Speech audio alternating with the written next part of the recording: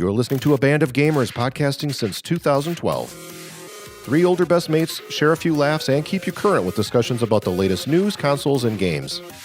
Join the conversation and the community. abandofgamers.com.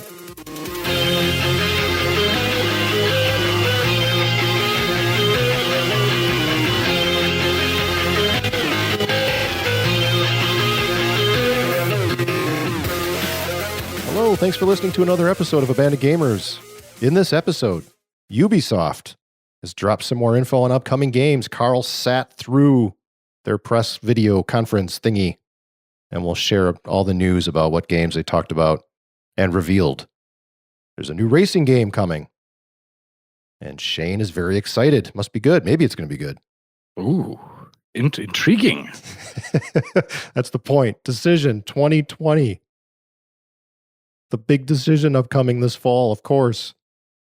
And I'm not talking about the presidential race, while that's important too.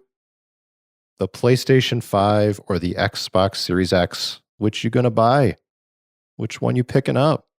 And both got some big announcements. First of all, Gamepass is bringing it. They're always bringing it, but they've got even more.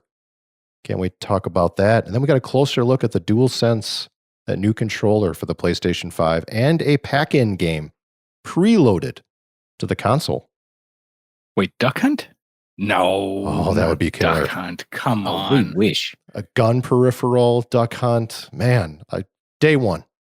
Super Scope.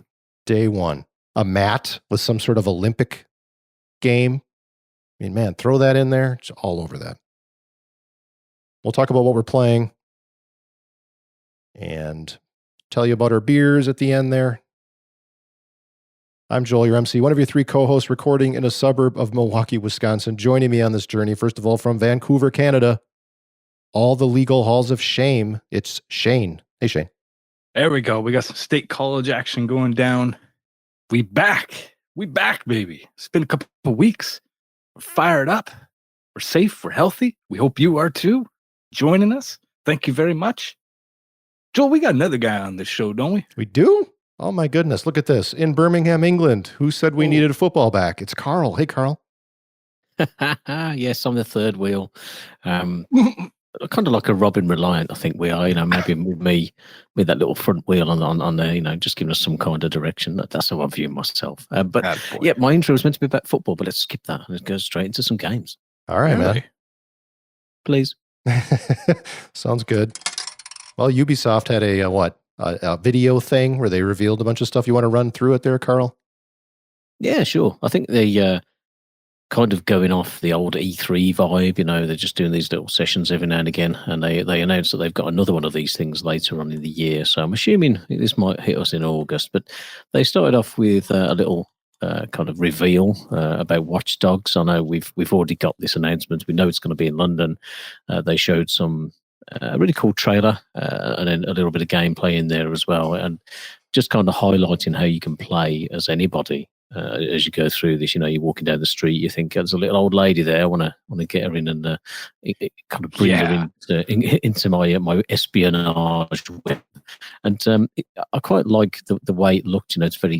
It's very Cockney, it's very, very land in England, and it's all about toppling Big Brother, as these games are. But it looks like you've got a bit of variety in how you play the game, the different people that you can kind of take control over. So I think basically the premise of the game is that London's gone into a bit of chaos, and the local government have brought in kind of like a third party security force, if you will. It kind of reminded me a little bit of that release, that game that came out in the PS4 first came out, whose name escapes me all of a sudden. And it was, kind of just jumped out, kind of interesting. Could jump in between these different abilities. You got this, you can kind of take control of, various different people. Little old lady would be great, kind of shuffle along, no one would suspect her. You can take over one of the guards from this security organisation as well, maybe, complete an objective that way. It seems to give you a bit more, bit more thought to it, really, different ways to go about the game. I've never played any of the Watchdog games myself, but it does look a little bit more interesting. I'll be quite interested in running around London, avoiding the CCTV and doing stuff like that. So, interesting. This will be a smart delivery game as well. That's been confirmed. So, if you do pick this up on your Xbox One X and you want it on your next generation, it will carry over, which is nice to see. They've also announced a little bit about mobile gaming. We'll skim past this, but basically, Brawlhalla is kind of like a Smash Brothers game. This is coming to iOS and Android, as well as a couple of RPGs. Might and Magic: Era of Chaos being one that's been quite successful, and getting a bit of love on there. And Tom Clancy's Elite Squad, which is a bit different for a mobile game. It's kind of an FPS game, but it did look a bit more cartoony, a bit like Overwatch and stuff in the trailer. So that was kind of where they were going with the mobile stuff. Just a little taste of it, but graphically and performance-wise, these things look pretty good. That's interesting, man. If this were E3, do you think they'd be talking about mobile gaming? Never really seemed to have a presence at E3. Yeah, probably not. I just think because they've got a few of these things that are scheduled to come out, they're probably just a bit of filler, and it's bright and colourful, and they're kind of just keeping that momentum going. They talked a fair bit about their new Battle Royale game. I'm sure we all need another one of those. This is called Hyperscape, set in 2054. It's kind of, the world has gone to all kinds of craziness. If you think about Ready Player One, where you've got the real world has just fell to pieces, really, and everyone puts on the VR headsets to kind of escape. The premise of this game being you put on the headset, you kind of jump in there and you're in this virtual world and you compete in the Battle Royale like that. You're a real person back home, but you got the full VR deal on. And it looked like a decent, polished Battle Royale game. There's only so many of these that they can keep doing, I suppose. I guess we just have to accept it. Fingers crossed. There's only so many they can do. That's got to be... That's got to be a competitive market. I mean, I understand wanting to make a battle royale game because it's what everybody's doing right now, and there's probably all sorts of season passes, and you can make a lot of money on it. But it's got to be a highly competitive landscape.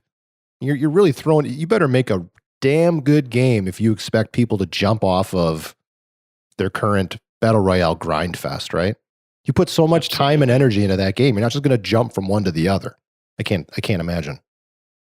No, yeah, it's starting to get a little oversaturated, in my opinion. It's like every game that's coming out has a battle royale mode. Like it's, but it is what it is. Every game's got to have the same. Otherwise, people flip out and start tweeting. They don't limber up those thumbs first either, right? So it's all sorts of just a mess. I don't know how many characters you're allowed on Twitter anymore, but shit show. It's just a steaming pile of fingernails. Ugh, it's worse than a pile of fingernails. Like toenails, man. It's nasty. Finger and toenails, though. Yeah, there's some angry people on Twitter. And you're right. There's only so many of these that I think you can do. But I guess we, gentlemen, we just have to accept that the battle royale is now a type of game. It's a genre. It's not necessarily an add-on. Just tagged onto an FPS game or whatever. It's its own. It's completely its own thing. I mean, the way people keep making these, it's got to be, I guess. This one was interesting though. Like it looked good. From how it played and stuff, it looked interesting. But the interesting feature I think that people will be able to jump onto is the Twitch interactivity. So, if you're streaming this game on Twitch, if you're blessed with a better internet connection than I am, then you can kind of get your audience to join in with you. Everyone can watch the game and they can interact as the battle royale unfolds, and they can say, well, let's change the parameters of the game. There's a little timer that will tick down, and people will vote and say, right, let's give everybody unlimited ammo. Let's give everybody, invisibility or other time limited buffs. This is the way that this is heading. Now, people with decent sized Twitch communities, I can see this being quite fun. You're always looking for ways to make streaming games more interactive and get that kind of dialogue going. Rather than just spamming the chat and stuff. So that could be interesting. It could be something that may take off. Who knows? Like when I stream and you get one guy that pops in, he's like, "You suck," and then leaves.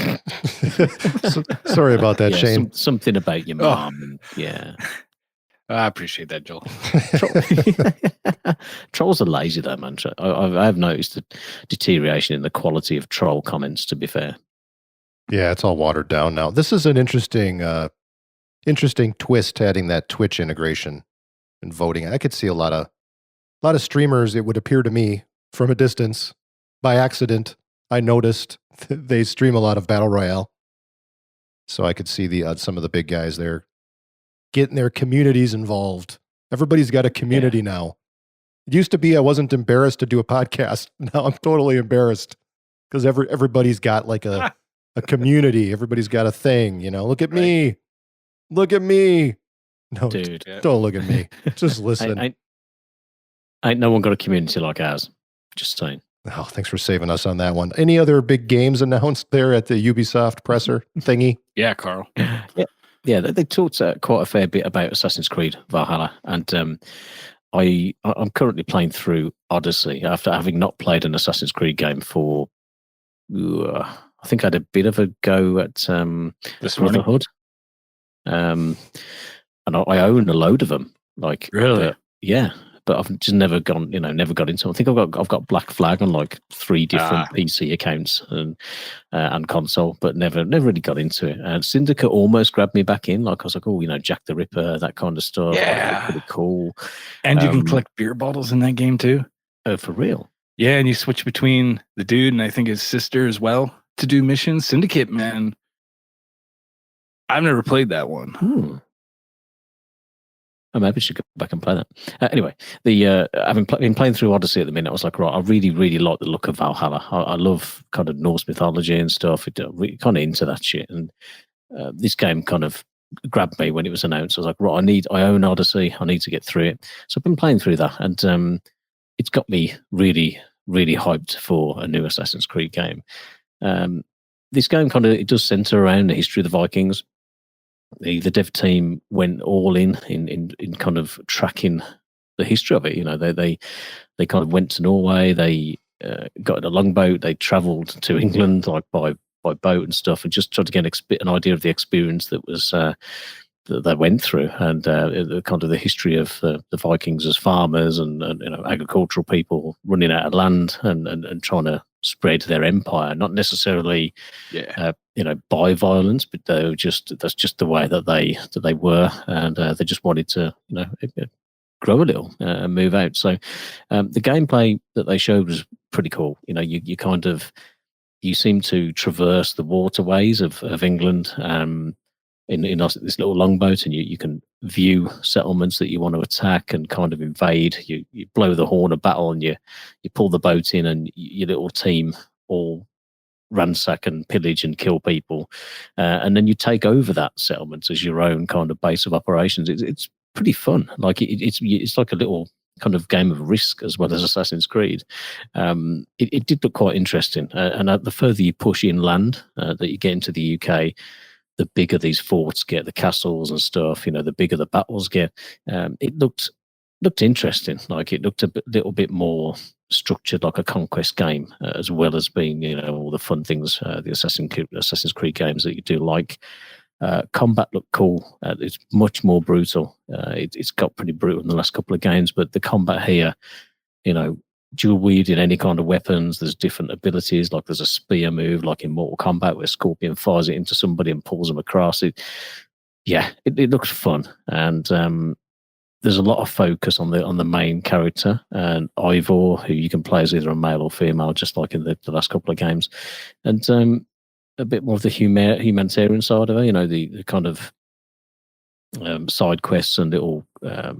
Like you get in an MMO where you kind of like have to help somebody find their cat and stuff, and just showing the more compassionate side, I guess, rather than just killing and maiming people. But yeah, I think this is gonna be good.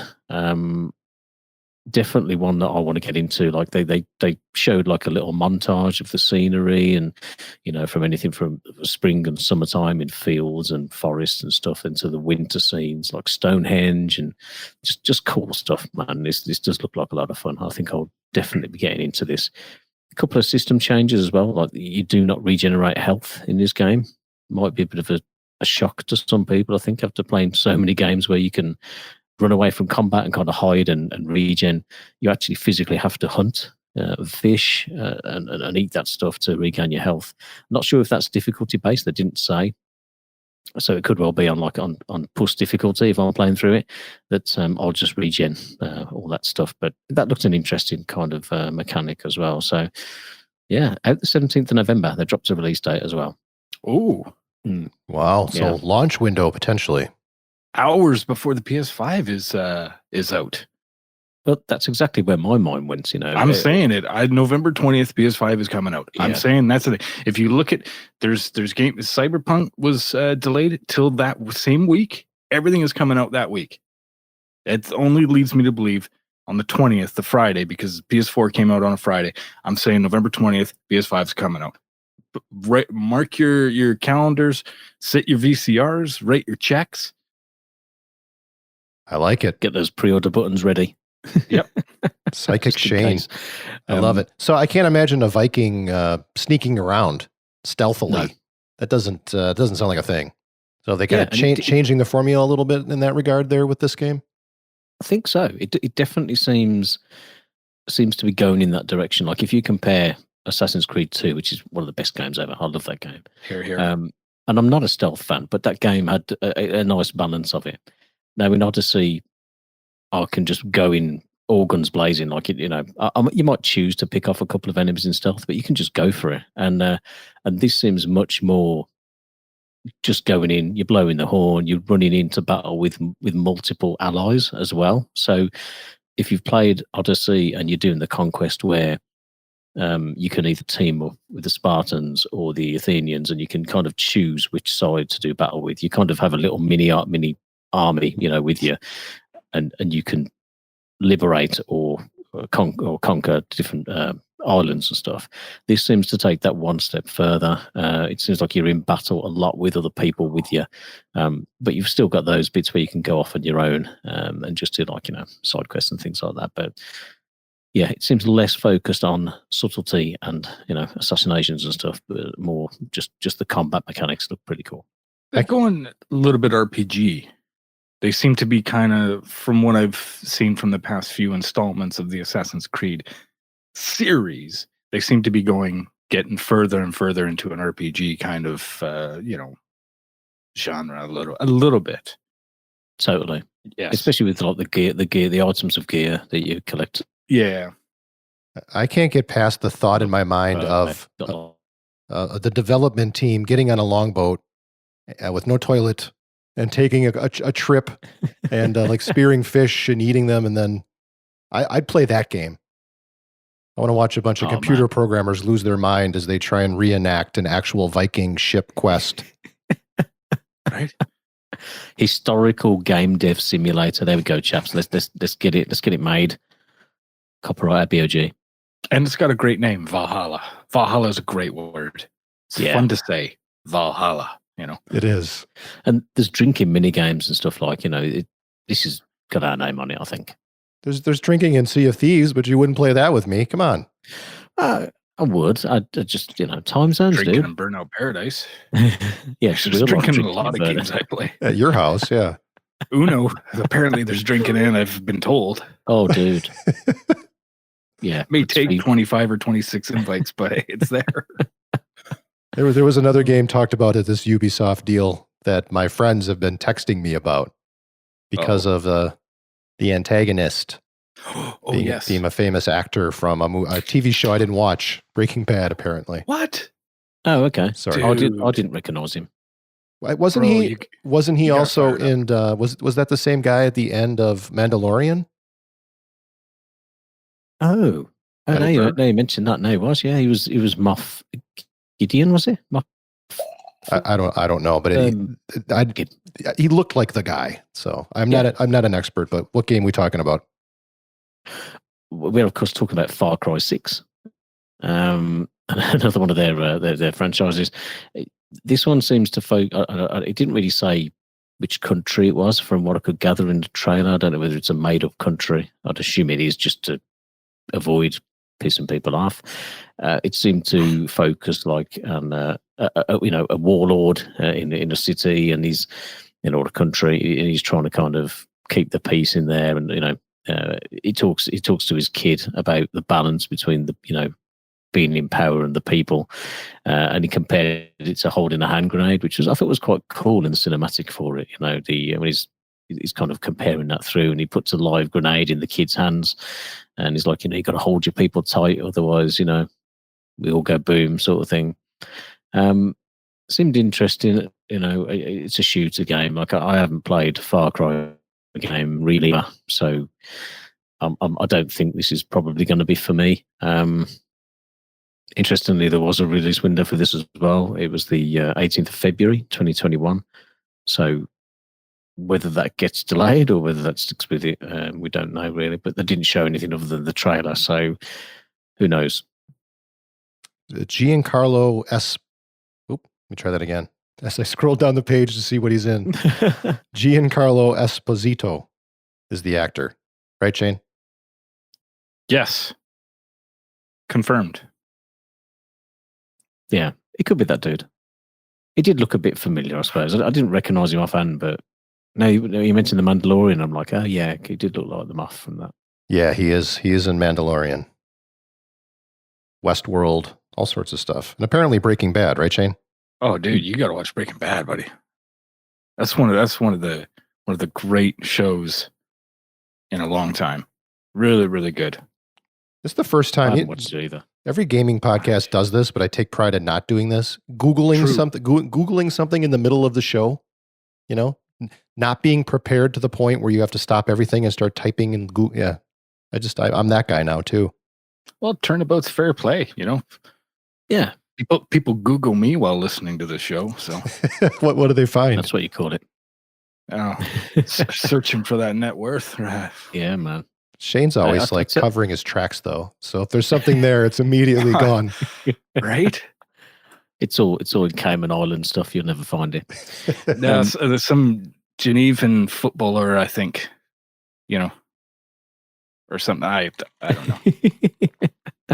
I'll tell you what, dude. Me and Joel will watch Breaking Bad when you watch Star Wars. Ooh, look at the time. Gotta go. Deal. We don't even know your last name, Shane. It's a mystery. So what do they just Google Shane and find you? That's all it takes, right? I love it. Shane ABOG. That's what they call him. I think he's Irish or something. Irish. I mean that. They are sure, right? I guess. Anything more on Far Cry 6? No, they didn't show a lot, mate, other than the trailer and the release date. So who knows? Like I didn't play the last one. I didn't play 4. Although 4 looked a little bit interesting. I think there's been Primal as well. Just too many of them.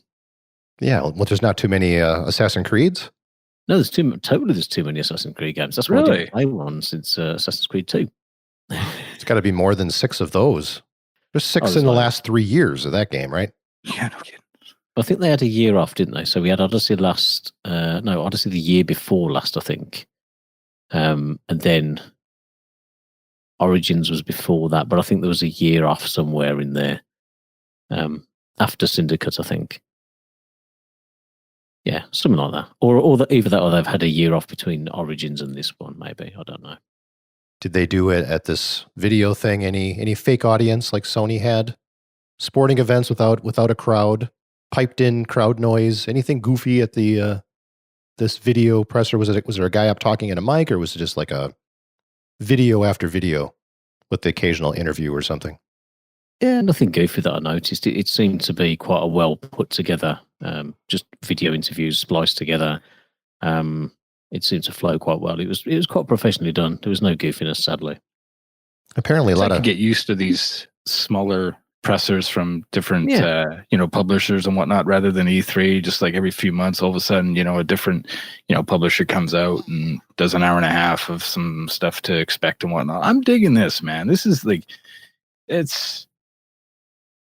Yeah, I like this. It's good pacing. Once a month or every couple months, you got something. It just keeps that hype train rolling for anybody that's in the video games, right? There's always something to look forward to, right? Not just all at once and then what are we going to talk about now? And Yeah, it's cool, man. This is good, man. This is a good year for video games, if anything. I like it. Yeah. It's the nails in the E3 coffin. Now that was my prediction, but this is working out. They don't need to spend all that money on an event. Let the press get together and have themselves a bar night, a karaoke night. They can still go and hang out and do their thing there. But the gaming collective doesn't need to gather in a place to show these things off. These videos are perfectly suitable, if not better. Totally agree. Shane. Yeah, there's lots of games being announced. There you go. One that got announced was one of my favorite series of racing games, Test Drive Unlimited. You might have seen this, probably not. It was a little bit quiet, but Test Drive Unlimited Solar Crown was officially announced. This will be the third game in the series after Test Drive 1 and Test Drive Unlimited 2. No, that's a name. Solar Crown. The hell does that have to do with cars? Well, Test Drive Unlimited 2, their story was based around this competition, which was called the Solar Crown. So they've kept that, and they're bringing it into the third one, naming the game after it. And apparently it's going to be, the same kind of thing, a little bit of a competition on there. One of the biggest problems I personally found with Test Drive Unlimited 2 is in this progression and this, tournament championship that was going on. There was a lot of restrictions in the events. You'd have to use a certain vehicle to do certain, races and whatnot. And it got really, really tricky, and it would slow your progression down. And it got frustrating, especially early on when you haven't really, built up enough, skill or whatnot, or enough money to buy some better vehicles and to do upgrades and whatnot. So it was, there's so many times I got, put a bunch of hours into it and just felt like I was getting nowhere because now I got to do this one race. Apparently they're abandoning that, and it's going to be more of giving you more of a freedom, bringing it a little bit more modern, freedom to progress through the game the way you want to. But I hope there's still a little bit of story and keep it a little bit linear where you're going, but let us, open that up a little bit more for progressing. So really, really excited for this. It's being developed by KT Racing. They are the folks behind the WRC series, which is a long series. I think there's about 7 or 8 games alone, and I think there's a couple motorcycle races as well, or games that they've developed as well.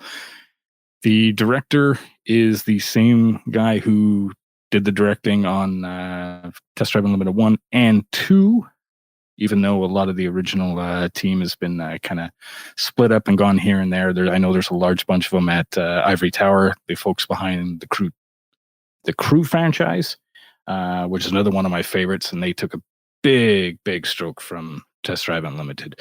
They're kind of like brother sister type games. They're kind of all in there doing the same thing. That big open world, which I really love in racing games. It's fantastic.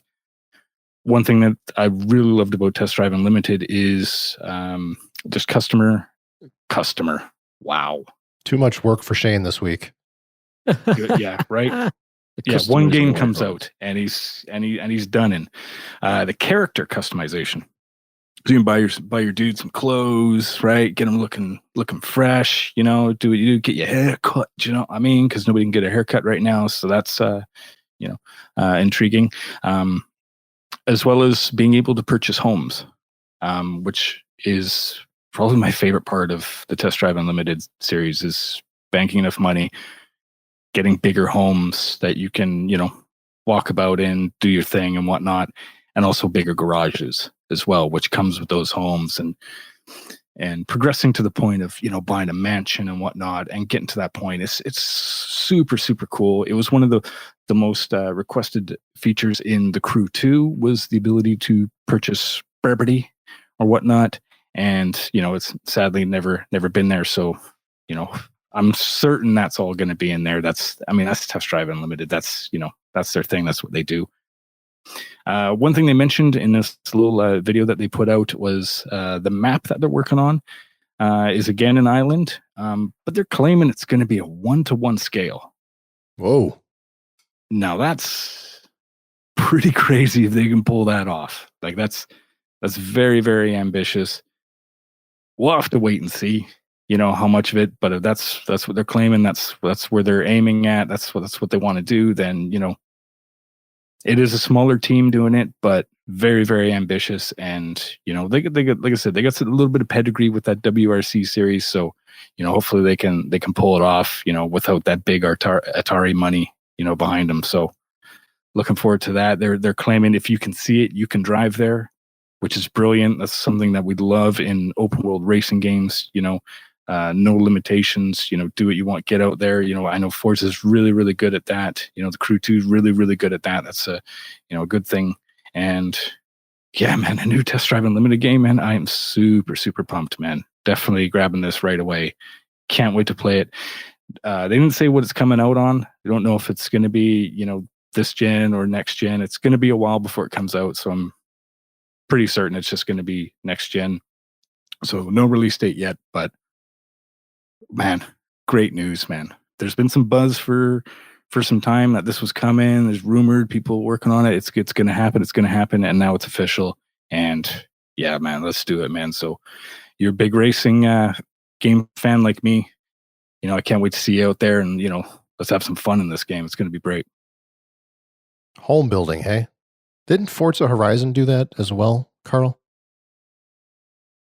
You can buy houses in Forza. So there's a few dotted around. You can pick them up but they kind of use them like as a fast travel hub. So if you drive and you make that your home and, a little cottage in the village or whatever, and when you boot up the game, you'll start there and you can use it, to swap cars and stuff like that. I don't know, because Test Drive is more of an RPG as opposed to Forza. I'm not saying it's an RPG, but it's got more RPG elements. Is what you mean.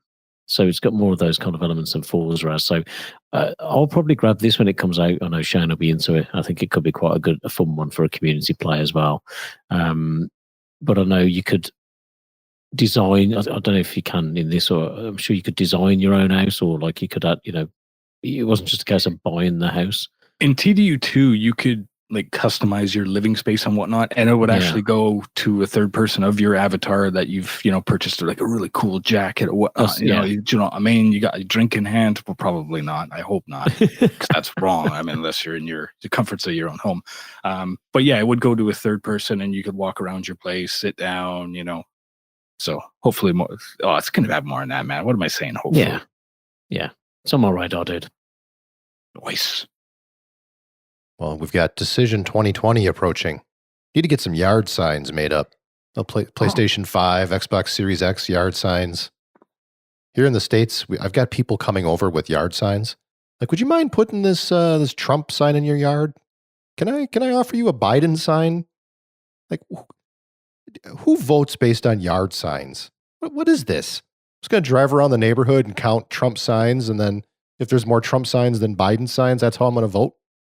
My neighborhood says Trump. I can tell by all the yard signs, so guess I'm voting for Trump because, yard signs. What the hell's up with yard? You guys do yard signs? Is that a political thing in Canada and the UK?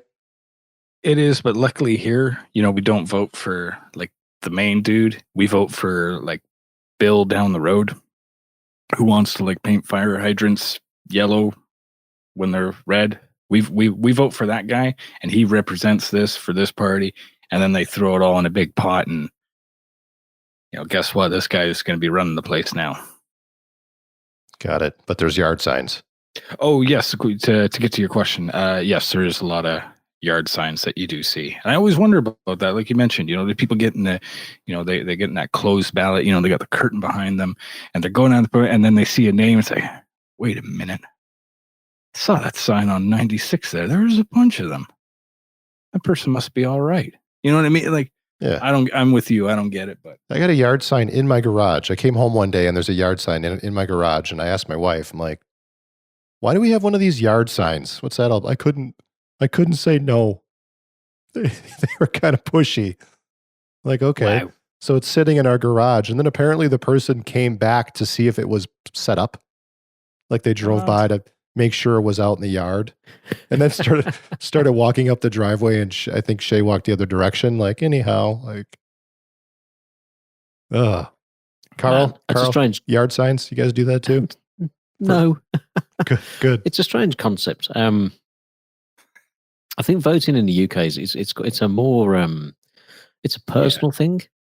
I think it's not something we jump and shout from the rooftops about unless you're, I don't know, a bit special, I guess.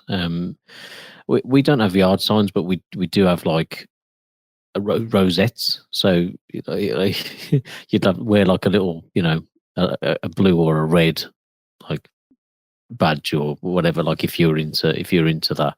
But generally people don't display who they vote for. They just rant about it on social media. So yeah, people jump up and down. Like say Brexit, for example. This is a prime example of British. We won't get too into this. So people would voted for by the majority Brexit. So we went with Brexit, right? So we have two political parties who've got a chance of winning, Labour and the Conservatives. And when it comes to voting in Boris Johnson or the Labour leader, who a lot of people didn't like, all the people who didn't want Brexit to happen, all they had to do was vote for anyone but Boris. Like all they had to do was vote for Jeremy Corbyn in Labour.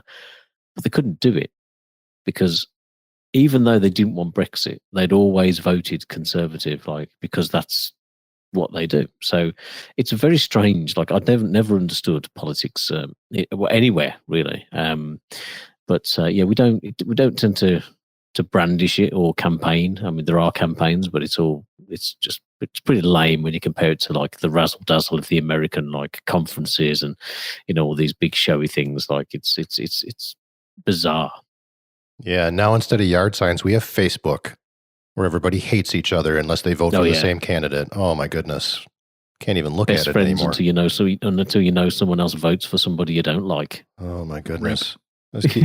I used to like you, but not now. I'm old-fashioned, so everything you just said there, Carl, is true. I don't talk about religion or politics. I don't share either of my affiliations with any of those things. It's just it's a private, personal decision. Samesies. And putting a sign in my yard or going on Facebook and ranting or screaming at people isn't going to change anybody's opinion. You just look like an idiot. All right. Absolutely. I don't judge someone on their political opinions or anything else. Well, you should. Collection, maybe. You should. I do. I go on Facebook like, wow, what a bunch of idiots. So the proper decision 2020. Sorry, we went off on a slight, and I took it there, the yard sign thing. But I just pictured for this show, if we did a graphic, we'd have like two houses, maybe test drive unlimited houses. One with each house having its own yard sign, one being a PlayStation 5, the other one being a Xbox Series X. It's heating up. And we've got 2 bits here, one from each side. Well, first of all, Xbox Gamepass. So Microsoft just announced that Project xCloud, that's their cloud streaming service. You can play games on your phone or your tablet, wherever you are, camping, on the train, wherever you go, you can take your games with you. It's been in beta for quite a long time, but it's going to be released in September, they announced. And the kicker, it's going to be a part of Xbox Game Pass. No additional charge. Nice. So if you have Xbox Game Pass, you now will also have Project xCloud. You can take a controller with you and play Halo on your phone. The new Halo comes out, you can play it on a tablet, at work, in the toilet. There'll be a lot of people sitting in the toilet, I think, now. Long toilet breaks. Sorry, that one fell dead. No, I was going to say, so it's like TikTok of, video games right now. That one fell even deader. What does that mean? Sorry. TikTok's great for that, man. Like, it's great to just kind of like flip through while you're, I don't pooping on company. Yeah, it's just, it seems since I'm by far the youngest member of ABOG, by a few decades, like Yeah, easily, right? So I'm in touch with a lot of these, kind of the new thing that everybody's into. I'm honed in, like it's, I'm all about it. But no, it's it's just another social media. It's kind of like Instagram kind of stories, Facebook stories, but it's all that, and people do skits and silly stuff and whatnot. Yeah, I know what But it's fun to TikTok is. kill a I just few minutes. I didn't know the comparison to the toilet thing that I was talking about. Because it's good when I like it when I'm, on the toilet, just to got it. kill instead of, reading about, yard signs and who's voting for what and why you're this because of this and whatnot. Now when people Google It's Shane, mindless. they're going to see a guy sitting on a toilet looking at TikTok. Right? You've got to be pretty committed though to rock up to work with your your elite controller in its case tucked under your arm. I'm just going to the men's room for a bit. I'll be about however long one mission takes, 25 minutes, Right. and Yeah. Red Dead. you just hear somebody's zip been done up twice, and you go, "What?" one for the fly and one for the case. You know what I mean? I had an employee many years ago who'd show up at work and go take like a 45-minute bathroom break immediately. To the point where it got so bad where I had to have a conversation. And that's not an easy conversation to have. Gets a little personal. Like, why do you sit on the toilet for 45 minutes after arriving at work every single day? And of course, he used the toilet pass, if you will, the personal, I've got a problem. I can't help it. How dare you, talk to me about my personal poop problems? Right? No, I'm pretty Simple sure solution. you're sitting in there either napping or reading a book, or maybe both. Yeah, I remember having to talk to a coworker. I don't know why I got dumped on my lap, but I remember talking to a coworker because he smelled like a ditch or like a homeless shelter or like a bottle depot, right? And he's like, "Oh, yeah, people mentioned and said that I stink. I guess it's true." I'm like, yeah. Oh, and then this is the exact quote. "Oh, I guess I'm gonna have to find something to combat this with." Yeah, It's called fucking soap, right? like the daily shower. oh man. You know what I mean? Like, Yeah. You just Come get some on. deodorant and some soaps and stuff, and just leave it on his yeah. desk and be like, "There you go, dude." Oh, it's brutal. Just Man. FYI, you pong. And when I first got into the podcast game, I'm going there, guys. And there was Let's do there's somebody there who also not familiar with the shower soap concept. Right? Ugh, It's tough. man, You know, it always Yeah. slips out of your hand. It's just like right? it's like this weird scent that comes out of it. You mind if Whack. you mind if I crash over? Actually, yeah, I do. You're not coming over. Rip. Dude, especially with like gaming conventions and things like that, like or any kind of like when I go to Eurogamer every year, like it's rough, dude. Like people just stroll around, and I'm assuming don't bathe for like 4 days. It's something going No, on I there. can't shower today. In a couple of days, I'm going to a gaming convention. Right? so- Yeah, I'm gonna get saving in that up, nerd funk mood, man. saving up my bad smell for the upcoming press conference. Man, I Just bet you gonna Geoff buy a Keighly block of smells. Gorgonzola and rub it over myself.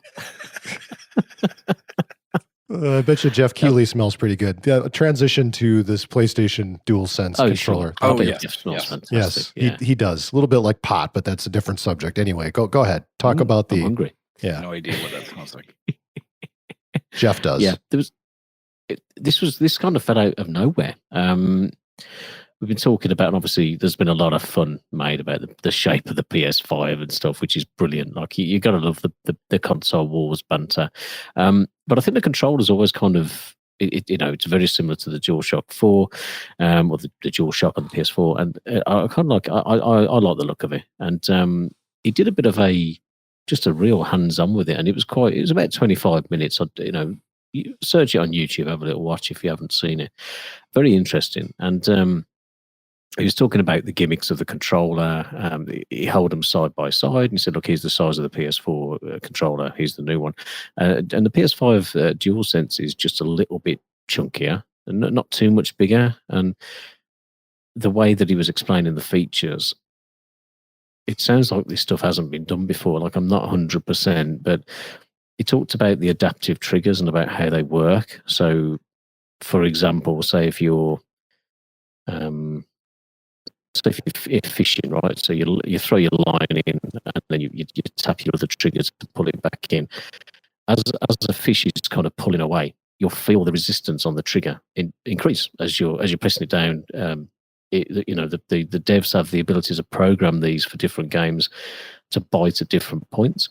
So if you're rock climbing, and say you're using the buttons for that purpose, and all of a sudden you slip, think Tomb Raider, when she goes one-handed, all of a sudden the resistance on those triggers increases dramatically, and you're like, oh crap, it adds a bit of extra kind of impetus really to simple button presses or control schemes. That seemed really cool. Like, I never really thought about it until he's kind of literally sat there with a controller and said, this is what it feels like,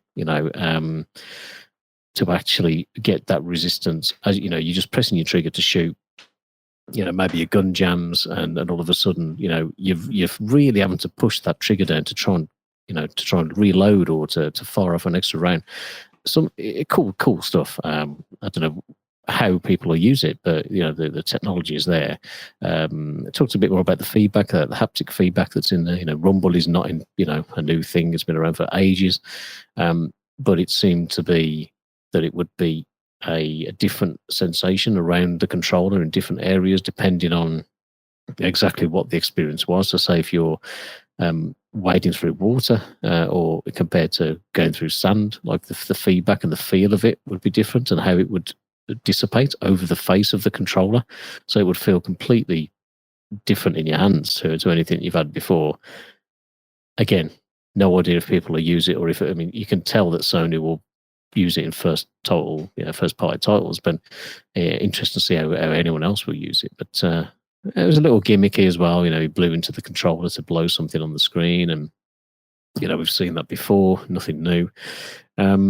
He did say that there's going to be an inbuilt game in the PS5. We kind of, I think we nailed these chaps on the show a few episodes ago. Thank you. With you're welcome, Shane. With Astro's Playroom, and it's very much a pre-installed game on every PS5 that you'll get there on the console to showcase these controller features pretty much more than anything else, and get an understanding of how it all works. And that sounds like a pretty good idea, just to get the mind going and think, oh, these are the things, the new things on the controller I've got to get to grips with. But he did say it's a proper game. It does seem like it's like a little platformer in parts, and different bits and bobs and mini games, open world stuff. So yeah, it's nice to have something pre-installed on the machine to get your teeth into, in case you can't afford mini games when they're massively increased in price, or even if there aren't too many at release. So it's nice to have something actually on the machine. But I was quite intrigued. I like the triggers. I was that'd be pretty cool. Like, if you're playing a driving game and you've got your throttle on your right finger, maybe you've got manual, maybe you're changing gears on the other one, and maybe you feel that kind of change in the throttle as you're changing gears. Like, different things that they could do with it. It seems quite interesting. Fun they bring a racing game that adds an actual clutch, Yeah. with the L1 trigger or something, Right. when you shift. You right? Yeah, it would be cool. Actually, I think Forza did that. Forza Motorsport 2 or 3. Yeah, One of them had. Does a ring clutch a bell. in Someone there. had a clutch. Yeah.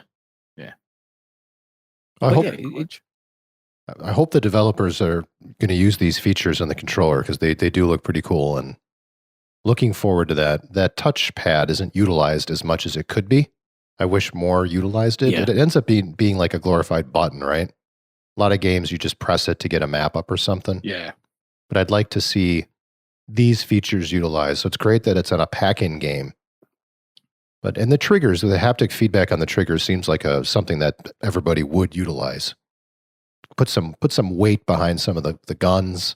Yeah. Like a pistol is a quick shot, but a shotgun gives you a little bit more resistance when you shoot it, and that's Feel a little bit of that recoil in there or something, kickback or something. Yeah.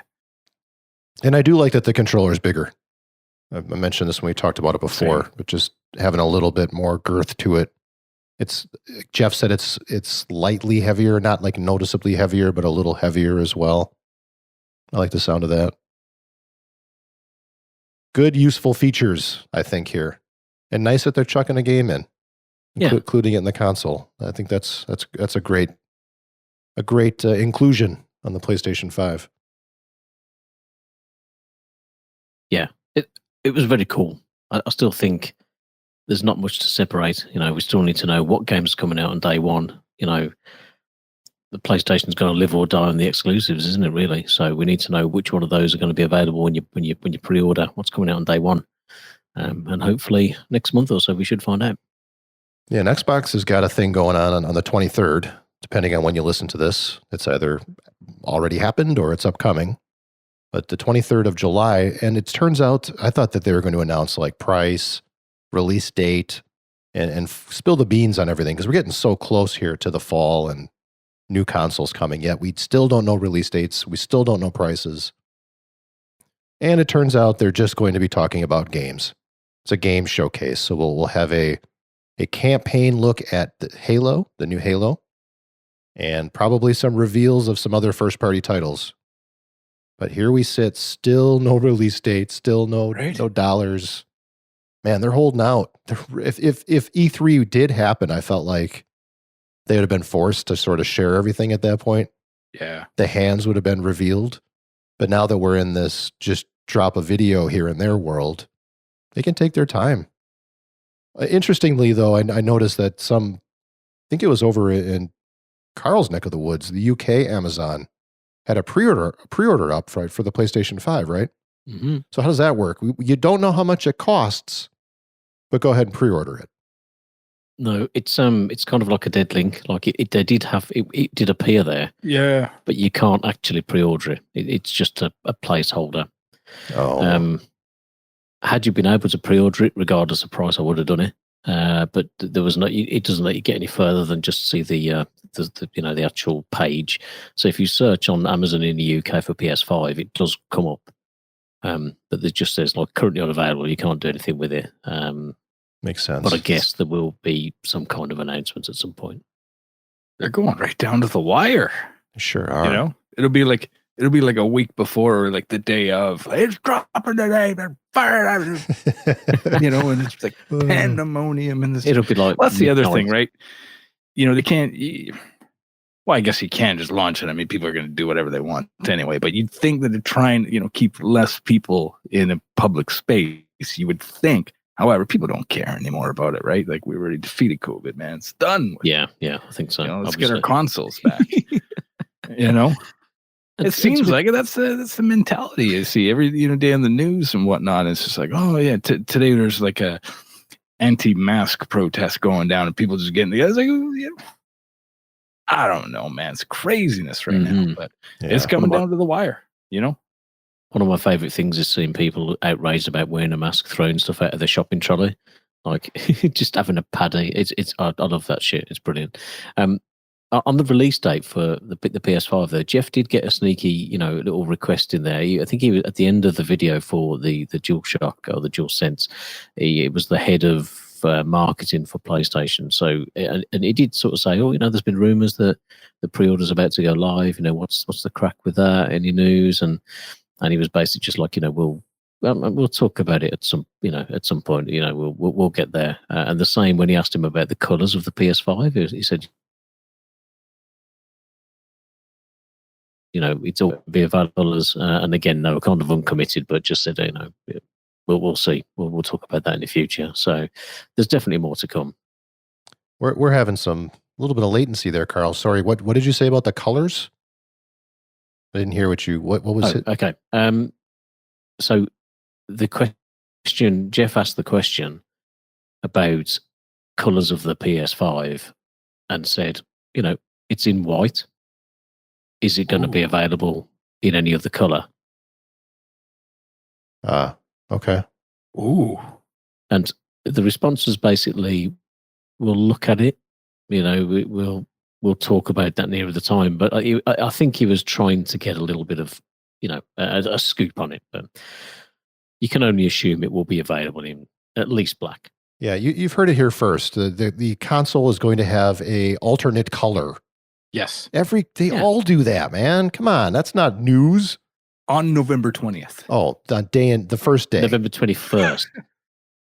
Come on. No, Really? they're gonna have There'll be every color because there's people out there who go and buy all of them. I need to have every one of them. I need to have, come on. When all of the launch consoles have been bought, that's when they'll say, oh, by the way, you can get it in black. Right? Next week. Everybody's buying a second one now. I will admit, I wish I had picked up the Days of Play Slim PS4, that blue one with the gold triangle square cross on there and whatnot. I kick myself for not grabbing that because that is a beautiful PS4 if you've ever seen it in person. It's brilliant. Yeah. That really is. You're right about that. Absolutely. But instead, I bought a Darth Vader controller. Makes sense. Yeah, that's the first thing you should pick up, Shane. Thank you. You're welcome. So we're coming up on an hour here, and if there's one thing we're good at, and we try to be good at, we respect your time. We don't blather on for 4 hours. So quickly, I'm going to ask you if you have a moment, you can leave us a review on Apple Podcasts. We'd greatly appreciate it. Put a little fuel in our tank. Help us feel good about what we're doing here. Leave a positive review like PMA All Day did. He gave us 5 stars and said, always a wonderful and thoughtful discussion about games, beer, and music. Ooh. Thanks, man. That's Nice. awesome. Honestly, that made my day. Really appreciate that. So drop us a review. Leave us some comments on Apple Podcasts. It really does add fuel to the tank there and keeps us going. And aptly named too. Because we are all about the PMA all day as well. We're about that positive mental attitude, even though, we like to rant on things and, poke fun, a little tongue-in-cheek action and whatnot. But yeah, keep that positive energy going, man. That's good stuff. Yeah, really appreciate absolutely. We had a lovely comment on Facebook from Patrick the other day. Actually, he just said, great work, guys. He's loving the show and Eddie's stuff like that and the interaction with the community, which just makes it all so worthwhile. So thank you, mate. We really appreciate that. Yeah, that too, man. The review and then that nice comment on Facebook, it just made this 2-week period, made it even more fun to sit down with my 2 mates here and do this today. So thank you. Please keep that up. Well, we got like 5 minutes, Carl. What do you think? All right, boys. Should we just have a beer? Should we save what we've been playing for next time and just have a drink or what? What do you want to do? What's up to you, man? You got a big set of notes here on the game you're playing. Can you get through it in 5 minutes, or would you rather save it? I could get through it. I've already got stuff lined up for next show, so I might as well. All right, man. Go for you're it. steering the ship, son. We're rudderless and captainless, but let's do it. I'm just getting through the backlog. Being in this lockdown is great for me. And I'm getting a couple of hours of gaming in before work in the morning. And it's pretty sweet unless I'm busy, which sadly I am at the minute. But I finished up Star Wars Battlefront 2. It's been in the backlog for a while. Played a bit of the multiplayer, which it's a great shooter. It's so much fun. It's a beautiful game. That Frostbite engine, Shane, I know you're still waiting on it for NHL, but goddamn. Right. This game looks gorgeous. And when it come out, there was a lot of controversy. It's pay to win. You couldn't play as all the guys and all the rest of it. And EA have sorted that out. They really have leveled the playing field. It's very accessible. Get straight in there. But I'd played the multiplayer before. I wanted to get the campaign done because I am a bit of a Star Wars nerd. Well, I'm a lot of a Star Wars nerd. And I've got some Star Wars games in my backlog that shouldn't be there. So I thought I'd jump into this. It's set just after or as Return of the Jedi unfolds, really. You kind of start the game infiltrating the Republic as an agent of the Empire, trying to kind of hide the plans to the Death Star, kind of put off the Rebels' attacks and stuff. And the next kind of level is on Endor. You are watching the Death Star get destroyed from the point of just trying to just get into the fight with the Ewoks and the Rebellion on Endor, which is really cool. I really enjoyed that. You kind of play you play as a few different characters in the game. The main character you play as is a lady called Eden Verso, and she's the leader of like a crack Imperial fighter squadron. Wouldn't be surprised if we see her in the Squadrons game by EA. Just saying that. So she leads Inferno Squadron. It's a team of 3, and you're there on Endor trying to get to the bunker beforehand. Solo and his team deactivate the shield over the Death Star. So it's crazy to see the whole battle unfold from another point of view. And you're a staunch Imperial. Your dad, he is an Imperial commander. He operates one of the Star Destroyers, and you kind of just brainwashed into believing that the Empire is this all kind of noble planetary saving organization. And as you see the Empire start to crumble around you, you kind of think, oh, hang on, I think I've been fighting on the wrong side, because you see how they treat the people on the different worlds. You see how they treat your colleagues and stuff. It's really well done. I was quite surprised just how good it was. And you kind of have to deal with the death of the Emperor. And after he's died, of course, Palpatine has one more plan to kind of see through, and he kind of invokes Operation Cinder to destroy loads of different planets in the galaxy to put the impetus back with the Empire. It's an interesting story because you play through and you start off on the side of the Empire, then you actually flip and join the rebellion. After seeing the different atrocities being performed, you just jump over, and that's when it does get interesting, because you end up playing as a load of the different heroes that you would play multiplayer. It's kind of like a little bit of a tutorial, I guess, on how to play the different guys. So as you play through, you play different rebel missions, and you'll play as Leia and Han Solo and Lando and Luke Skywalker, and during those missions you'll interact with different people from the Empire who are coming across to join the rebellion. It's cool. I really enjoyed it. As a Star Wars fan, it's not the most well thought out story, but it certainly was fun. After you finish that campaign, there's another campaign that came out, I think, a year ago, and it just kind of fast forward. And Eden is 20 years in the future. I think she's got a daughter, and you kind of are still fighting the remnants of the Empire, and it's a lovely little twist to the story again as you go through. So definitely worth your time playing. Like, if you've got the game, it's free on Plus the other month. I own it on PC, Xbox, and PlayStation. I decided, no, it was free on PlayStation, I might as well get some couple of trophies for it. And enjoyable. It only takes about 6 hours, I think, give or take, to get both of those done. And gorgeous game. It's broken up with third person FPS stuff, Starfighter Assault stuff. It's cool. It's a cool, fun little Star Wars story, and fits into what would be the canon storyline. It's quite cool. I've enjoyed it. Awesome, man. I've heard great things about this, and it sounds pretty fun being able to play the different characters that you love from the series. Shane's favorite Star Wars heroes. Yeah. I mean, you get a whole level playing as Green Sword guy. That's pretty cool.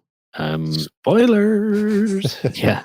Johnny Jetpack isn't in it though. He's no longer there in Jedi at that point. So, yeah, but you definitely got a couple of faves in there, Shane. You get to know them. Thank you, sir. Yeah, you're the best. I appreciate that. Yeah, another one off the backlog. So the next Star Wars game I've got to play, if I can get round to doing it, is I've got the kind of the old Republic games. So the old Steam games, they are Knights of the Old Republic. So I've got 1 and 2 to get through, big RPGs. So who knows when they'll get ticked off the backlog. Love it, man. No easy PlayStation Platinum trophies this time around, but I'm sure you guys are working on some for the future, right? Or are you all out? If you earned them all? God, no. Oh, dude, bro, come on, man. Come on. We always got some loads, right? Loads. All right. Well, you know what time it is, right? Oh yeah, it's that time. Let's share what's in our pint glasses. And for me, it's like I'm just pouring it right now. I just opened it. That's okay. I'll have the other end of the candle, and it's what's left in my pint glass. That's right. What's left in your pint glass, Shane? It is my new favorite beer I've been drinking for a while. Boombox Brewing, Vancouver, great guys, and they're Subsonic IPA, much lighter, 4%, 100% flavor, brilliant, perfect summer beer. all that flavor. You still, low in calories too for guys who, who like to, partake in a few extra beers, on days that end in Y. And this is a great one to enjoy on those days. Really, really refreshing. Very, citrusy. You get that grapefruit and all that jazz. If you really, really like talking about beer, it has all of that stuff. So, yeah, Subsonic, great little 4%er, man. Love this. So it's like a hazy IPA, 4%, like a sessionable IPA, basically, right? Yeah. I wouldn't go as far as saying quite a hazy, but it's pretty close there, man. Looks like it in your glass, Sure. Well, yeah, it's pretty close. Yeah, it's got some characteristics of. Yeah, man. All right, Carl, what are you drinking? Yeah, Carl. I'm just on that hazy train. I can better get my words out. Second big beer tonight. It's off the rails. Always off the rails. Wow. I've been drinking a lot of the BrewDog stuff, and Hazy Jane is one of my go-tos. It's a nice little hazy 5% or whatever it is. However, just for Shane, the OG Hazy. Ooh, is one of the big boys that BrewDog do, 7.2%. So it's a little bit more serious. Still, arguably sessionable. As you can see, it's not quite a haze. It is thick, but it's not got like that orange juice quality to it. It's a little bit thick, but it's super smooth. It's very sweet. It's darker, like the original Hazy Jane, probably a 5.2, I think it is. This is 7.2. Just that bit, and you can see the heaviness, I think, in the beer. These are a bit harder to get. They're not so much available in all the supermarkets, so a little bit more pricey at £3 a can or whatever. So, but definitely very tasty and sweet, and it just got that little bit of fruitiness to it. More kind of citrusy, more orange though on that spectrum rather than a grapefruit or something. But yeah, I've been enjoying this one. Very tasty. Yeah, it almost has that golden lager color to it, while being can't see through it, but it's almost like it's not far away, like a Pilsner color to it almost. Yeah, I love how we with a bit of body. I love how we hold our glasses up as if the listener can see. So it's an added bonus that you only get at ABOG. Yeah, they just use the imagination. They know. Mine looks almost like a nectarine. Yeah, I was going to say, you got like some apricot action going on. Baby. Yeah, and this is the official beer of ABOG right here. And we can call it that because we've all had it together. It's not just me putting down the gauntlet and saying, this is it. You guys have to believe me on this. We had it, and we dubbed this one when we were together the official beer of ABOG. Oh, it's a tough one, man. Oh. That's a tough one. Are you backtracking on it? I thought this was the official. It is the official beer, but it's tough. I think I can speak for all of us because that week was way too fast. It was way too fast. Next time, be a bit longer. We'll really, But I mean, to sip a phenomenal beer like that one, it was truly special, and that's definitely the one. If I could share a sip with you right now, my boys, you would agree. You'd be right back to that week. You'd be like, "You're damn right. That's the official beer right there." Would take one sip, and you'd be back. This, of course, if you're new to the show, longtime listeners may remember. It's the Cashmere sweater by our friends over at 1840, and they brewed it in a can or canned it. They didn't brew it in a can. That'd be crazy. They canned it this time. They've been doing some canning on occasion. I like to see that. I like to see them getting some tall cans in there, doing that. I guess it's a great bottle action, kind of old school, But to see them, bump over to doing some tall can action, man, I love that. It's a double IPA, so it's double dry hopped. So that Cashmere hop ends up with that apricot orange, canned peaches sort of flavor, kind of on the sweeter end. And by the nose too, you smell it, and it's got that little bit of that sweet smell to it. It's not a diet beer. I'm sure it's high in calories, 8%er. It's very good. I'm always glad when they put this out a couple times a year. So when they do, I try and get as much of it as I can. I got a good 12 in the fridge right now. Oh. But had to have one with my guys here because it's the beer of ABOG, right? Oh yeah, man. And I've never talked about 1840 before too, so I mean it's always good to be able to speak about them on occasion. Only the latest and greatest from ABOG, you know. It's a beer I like to call double deadly, you know, because those things you gotta drink them slow. That's a slow drinking beer. So what are you all drinking? Anybody out there drinking a beer listening to the show right now? And if so, you should tweet at us at A Band of Gamers. Give us a picture of your beer. Tell us what you're drinking. Or tag us on Instagram, if that's your thing. We're also at A Band of Gamers there. What are you drinking? We'd love to see those beers. Yeah, even if you like to enjoy a BrewDog like me, or like my friend Sandy with his Boombox, do you know what I mean? Like, well said, Carl. I appreciate that. And it's a, you know, I'll drink great beers. That's a terrible impression. Spot on, mate. If it was a cockney, yeah. Can you do an impression of me? Ooh, look at the time. Man, we just cracked that hour time slot here. Oh, come on. Okay, I don't think I could get low enough. The face. Maybe I'll have to go out and like get a cold or something, you know. The face you just made, like as you were attempting to do it, that was good. Right? No. Yeah. One of these days, I'll work on it. Thank you. Just for you, buddy. Work on it. Get that Wisconsin, you know, Midwest accent going. There you go. All right, guys. You know, we used to talk about music on here. We haven't done that in a while. Should we talk about some music real quick? What you guys? Sure. What are you listening to? What's fresh in your players? What you got? I've got two new albums coming out at the end of this month, so I've been spinning tunes off of those. One is Fontaines DC. Oh, that's right. Coming out yes, end of this month. Yep. Pre-ordered, ready to digest that as soon as that drops. I think they've got 3 tracks out from that so far. Very cool. Great album last year.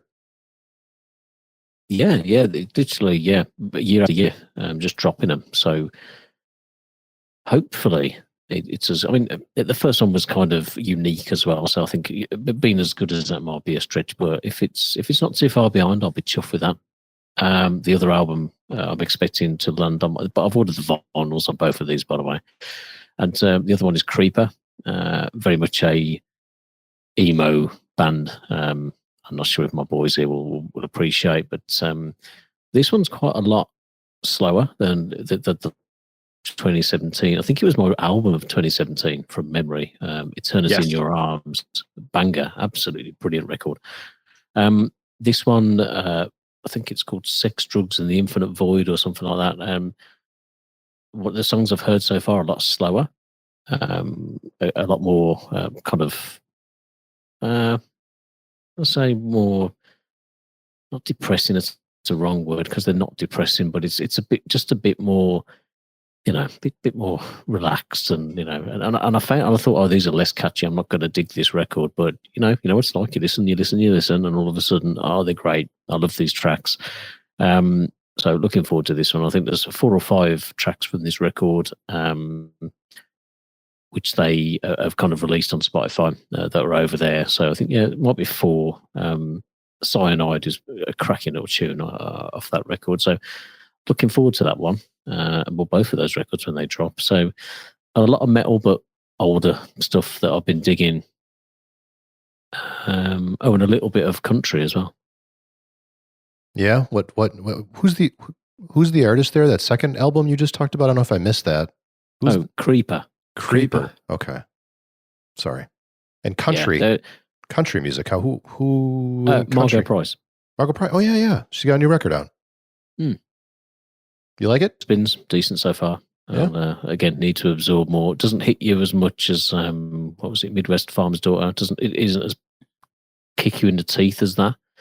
Like Tennessee on that record is just like such a balling tune.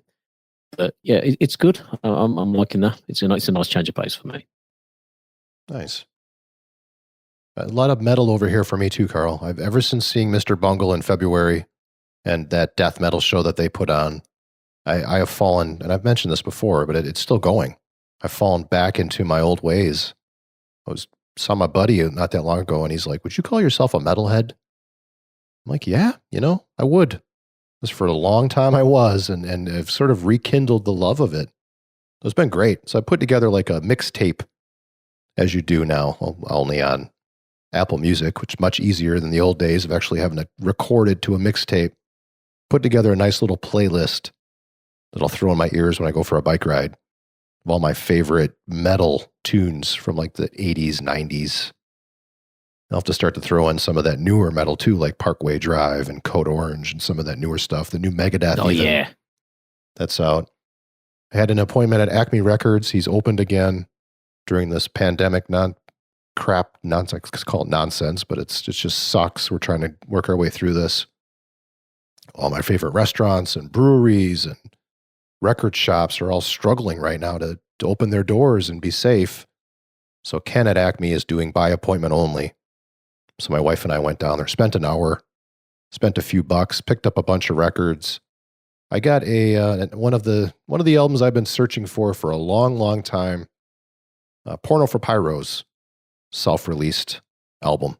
So I picked that up. Always wanted that on vinyl. I had the CD. So I've been playing a lot of that. Getting back into some Porno for Pyros, man. If you don't know, that's Perry Farrell of Jane's Addiction, Perkins on drums, Stephen Perkins from Jane's Addiction, and a couple other guys. It's a great album. Underappreciated, overlooked album, and it's aged really well. Spinning that quite a bit. Classic 90s record. Totally. Easily. Classic 90s record. What I've been I was going to listening. say, sorry, mate. Just quickly, while we're still on metal, there is one that I have been listening to which I completely forgot. And if you like a bit of Iron Maiden, but you like you want something a little bit heavier, I've been listening to a band called Butcher, which immediately sounds massively heavy, but hear me out, people. They've got an album called 666 Goats Carry My Chariot, which it just rolls off the tongue. This is a 2020 record as well. This came out last month. I can't remember now. But worth a shot. Like if you like Maiden, if you like that kind of the guitar work and stuff, but you don't want anything that's mega heavy, but a little bit heavier than that, this might be up your alley. So yeah, the latest record by Butcher is really good. Cool, man. It's a humorous album title there. Sounds like they don't take themselves too seriously. That's good. Yeah, they don't. That's good. Sorry, Shane.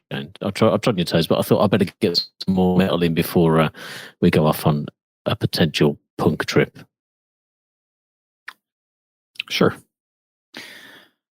My copy of the White Stripes, possibly, in my opinion, their best record, Stijil, from 2000. Hit his 20th anniversary. Yeah, got a nice little repress. Fine folks at Thirdman via Vinyl Me Please. And it's really cool, nice little red, black splatter-ish kind of thing. Yeah, it's one of my favorite records. If you listen back on our, when we talk through our favorite albums of each decade, it's definitely on there for me. And man, I love that record. So I've been spinning that one fast and loud. Great little pressing. Fantastic packaging too. They really went all out with the cover and everything. Thirdman really knocks it out of the park when they do kind of these special presses. So just enjoying the heck out of that, boys. Very good. That's awesome. I'm still waiting for my copy to show up. It's been shipped. But I'm a Vinyl Me Please guy. I'm subscribed. I get all their records. I'm waiting. Really, really excited to get this one. I bet you it's going to be worth a pretty penny, right? Because I'm sure it's sold out. A lot of those Vinyl Me Please are limited. I know Thirdman's are very limited as well. I bet you this one will be worth quite a bit. Yeah. Not that we would sell it, but it's interesting sometimes. You pick up a record and you look at it, it's immediately $100. Like, whoa, how'd that happen? Have you guys noticed during lockdown your Discord collections have appreciated a little bit? Yes. Have they? Have. I looked at mine the other day and I was like, oh, I'm assuming a lot of people have got a bit more disposable income and they're just spending buying a few records because there's but the overall value when you put your whole collection in, like it seems to have gone up a fair whack. So interesting. My number is so high, it's ridiculous. I look at it like, wow, I could buy a car for that much. It's nuts. I've never sold a record, ever. Now, we've done. My wife has picked up a couple like estate sale records. Where she put an ad out on the next door app, which we've got here, where she put out like, hey, if you've got an old record collection you want to get rid of, let me know. And they've got a few bites, and people, ended up getting like 100 records for like $1 a piece. Just give somebody just buy a whole lot of records. Yeah. Then we'll sift through those and keep only ones that make sense in our collection. But then we'll get rid of the other ones, take them to a used place. That's the only time I've ever sold a record. If it's good enough to purchase at the time I think it's good enough to be in my collection, I keep it. It stays. I've never traded an album. Back in the day when I had CDs, man, I did that all the time because this is back when I, a young kid, didn't have a lot of money. Something new would come out. I'd taken a pile of CDs, just like it was just foolish. So I could get trade it in for the new thing. Get 45 cents on the dollar or something. Yeah, totally. But then I could get the money to pick up whatever hot thing was coming out. And another thing I do too, I don't know if you guys are the same way, and my wife and I agree on this. We don't just put any record in our collection. I don't just buy anything. I know some people collect records, and if it's not in their collection, they'll keep it. They'll collect it. We have like integrity in our collection. If it's on the shelf, it's an album we like. I don't know if you guys do that. Yeah, for the most part. Yeah. I mean, there's a few stragglers over the years where it was all pre-order and whatnot, and then the album turns out to be shit or whatever, or you just grow bored of it after a couple listens. So there's a few of those, but for the most part, I've been pretty good at like, all right, I stand by this any day of the week. That type of thing. So there's certainly nothing in there I'll be embarrassed about. Do you know what I mean? That's not like, oh, that's shit. Like, and Shane says like sometimes it's a bit of a double-edged sword, isn't it? Or pre-ordering a record. And I've gone through this with this Creeper record a little bit. Love the last one. Would love to see them live. I'll probably be the oldest person in the audience with me and my mate Sam. They're very much a younger person's band. But like the 3 or 4 tracks that they released tracks on Spotify, and I'd pre-ordered this record. Right, it's only 15 quid. It's fine, and it's a lovely purple. It's it's a pretty record.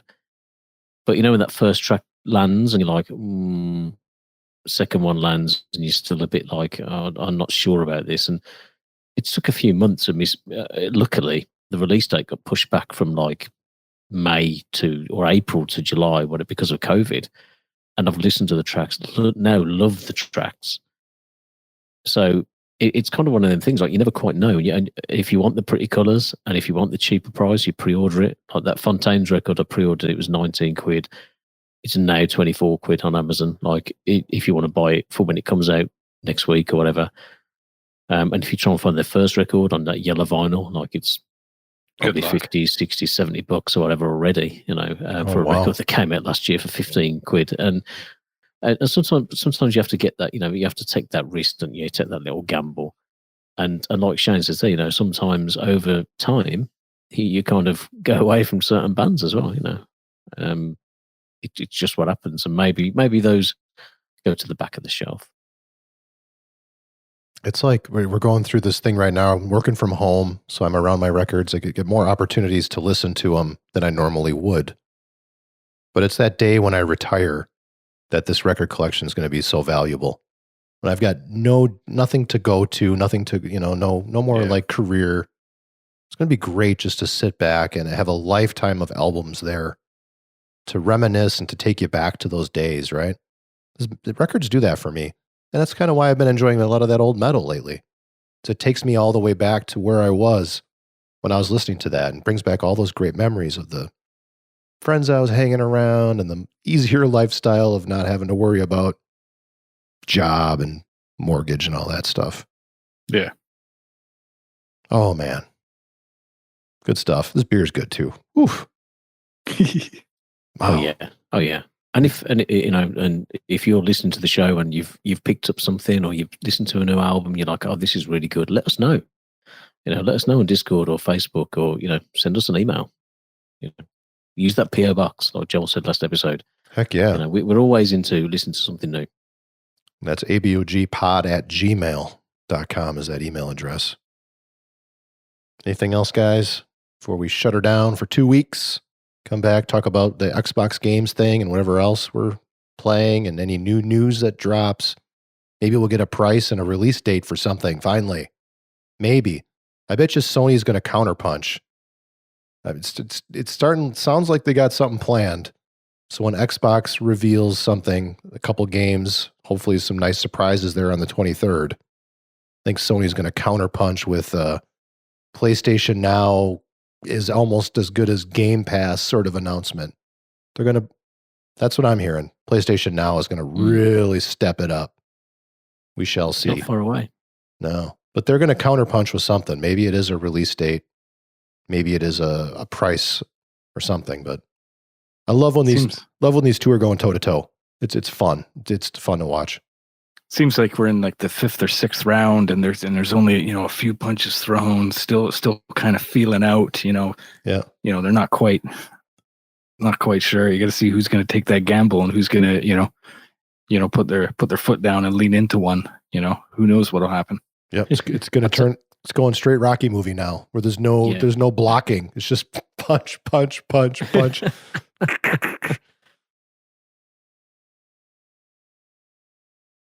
All right. Thank you for listening. We appreciate you. Leave us a review on Apple Podcasts. Come say hi over on Discord. Join our Facebook group. Like our Facebook page. Follow us on Twitter. Follow us on Instagram. Just so we can chat. Be great to hear from you. We know you're listening, especially if you made it this far. You didn't tune out after the beers and the records. Man, you are right. You're ABOG through and special. through. Yeah, special. Bless. I knew that would get him. I knew that would get him. All right. Enjoy. Cheers. Bye. Enjoy your beers, eh?